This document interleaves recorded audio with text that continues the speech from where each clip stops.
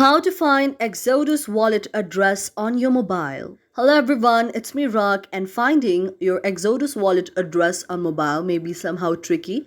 If you'd like to find it, at first you have to open the Exodus mobile application and log into it if it's necessary. After that, you have to tap on the Assets tab to view all of your available cryptocurrencies. You have to select the cryptocurrency that you would like to find the wallet address for. For example, you can tap on Bitcoin. Now after that, you have to look for the receipt button or the icon, which is usually located in the top right corner, and then tap on it. Now your wallet address for the selected cryptocurrency will be displayed as a long string of letters and numbers. You can copy this address by tapping on it. The address may also be shown as a QR code. You can share this QR code with others to receive the payments easily.